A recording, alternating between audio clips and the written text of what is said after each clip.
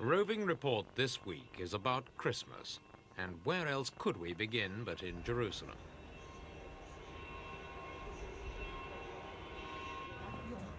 Jerusalem is at once the political capital of Israel and the spiritual home of Christianity. But the building which dominates the skyline of the old city is not a Jewish synagogue or a Christian church, but the Mosque of Omar, the most important Muslim shrine after Mecca and Medina. According to tradition, it was from here that Muhammad rode up to heaven.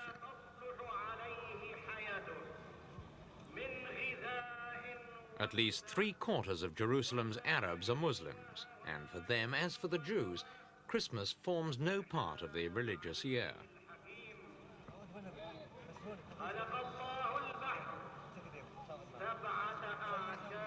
This is Jerusalem's 5th Christmas as a unified city. The eastern Jordanian half was annexed by Israel after the Six-Day War.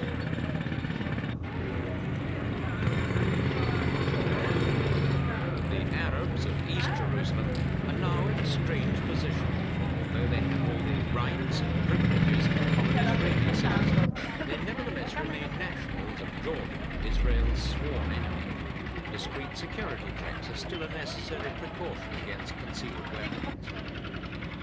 As far as the Israelis are concerned, the threat of Arab terrorism is a price they're more than willing to pay for a reunited Jerusalem, which has given them access once again to the sacred Jewish shrines in the eastern half of the city.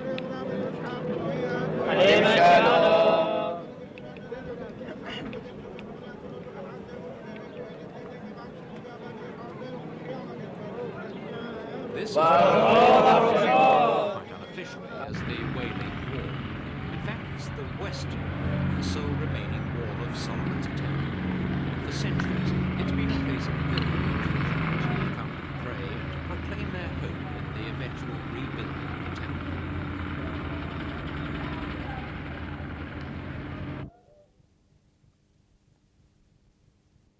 For the Christian, Jerusalem has been a place of pilgrimage since the time of the Crusades. It was here that Jesus drove the merchants out of the temple, here where he staged his triumphant entry on the back of a donkey, and here above all where he died.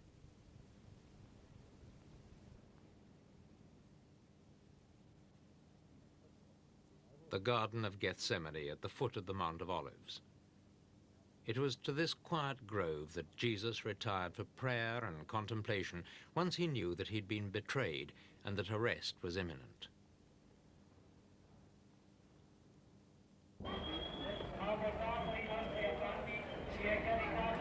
After his arrest and trial, Jesus dragged himself and his cross along this street now known as the Via Dolorosa, or the Path of Pain. Modern pilgrims can retrace the steps of Christ every Friday in the company of Franciscan friars. The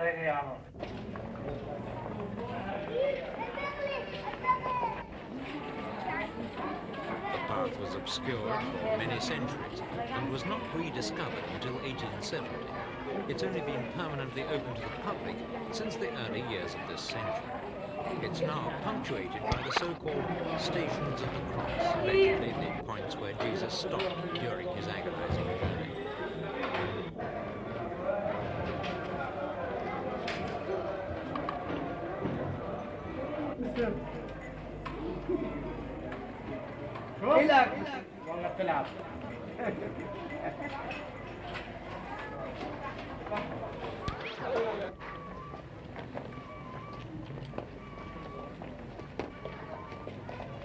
At the end of the Via Dolorosa, Christianity's most sacred shrine, the Church of the Holy Sepulchre.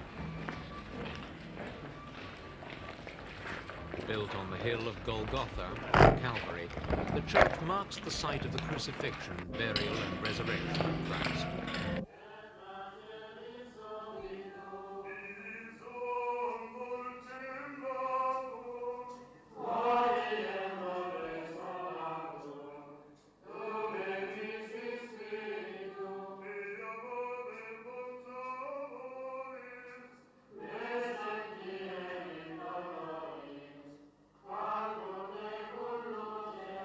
The present church of the Holy Sepulchre dates from the times of the Crusades, although it's undergone many changes over the centuries.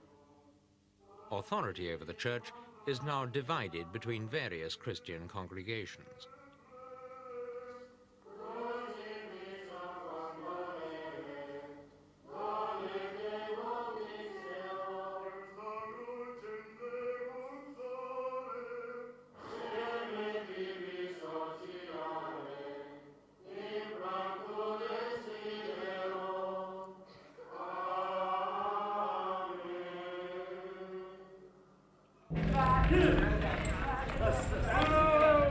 There is, of course, another side to Jerusalem. The city is not just a shrine of three great world religions.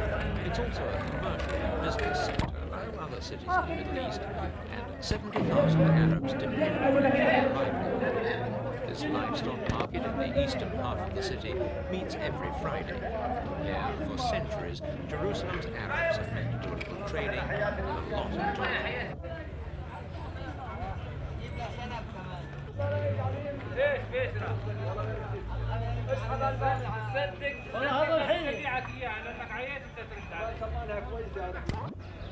Though many Arabs regard the Israeli annexation of the old city as a military and political defeat, there's no doubt that unification has brought benefits, especially economic ones. The Israeli authorities have dismounted the gates and barriers that used to divide the city into Arab and Israeli sectors. As a result, Jerusalem has now become the biggest tourist attraction in Israel.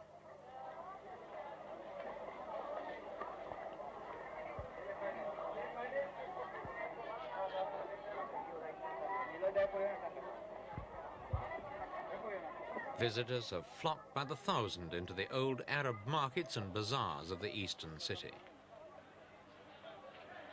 There were over 1 million overnight stays recorded in Jerusalem's hotels last year, and nearly half of them were in the Arab part of the city.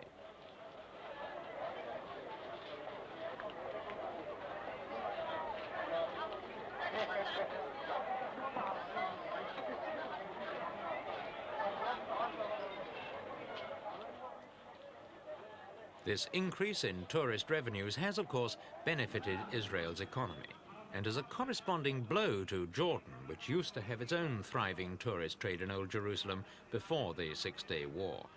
Now the Arab shopkeepers of Jerusalem pay their taxes to the Israeli authorities, and though their cost of living has gone up by 50% over the last 4 years, their incomes have at least doubled, and in some cases tripled.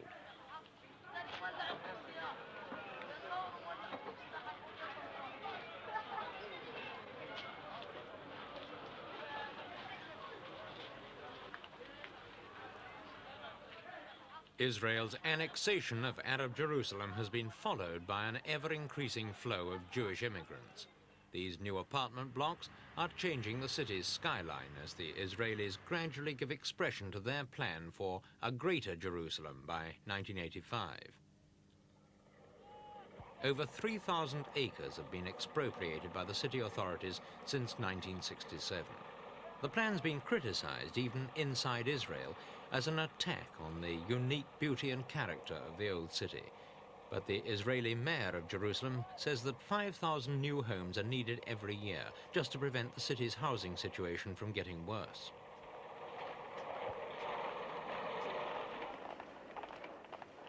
Seven miles south of Jerusalem lies Bethlehem, the town where Christ was born in the manger of an inn.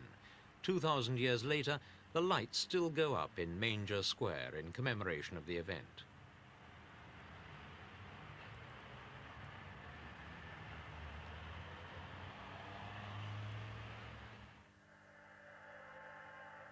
On the surface, life in Bethlehem seems to have changed little despite Israeli occupation. Olive wood carvings are still handmade in Bethlehem with a little mechanical help.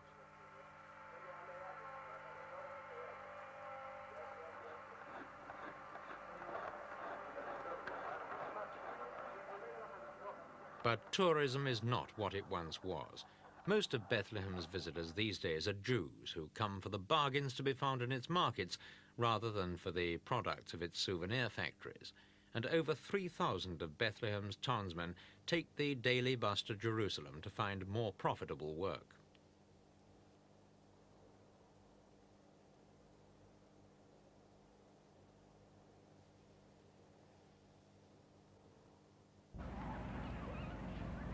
Bethlehem's most important shrine is, of course, the Church of the Nativity, supposedly built on the site of the manger where Christ was born.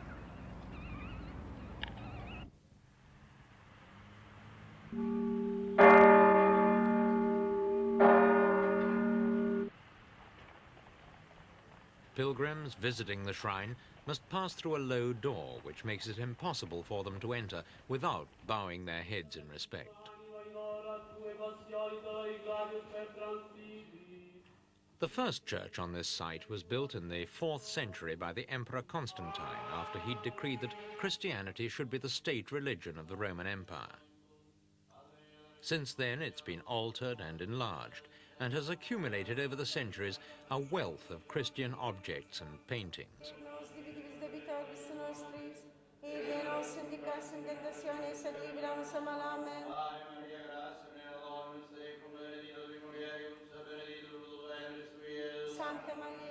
Today, the church is jointly owned by the Greek, Armenian and Roman churches.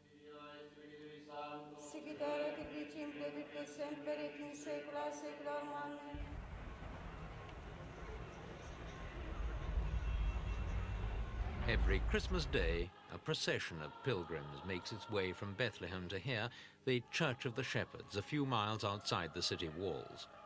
The church marks the place where the angel appeared to shepherds in the fields and told them a Saviour had been born.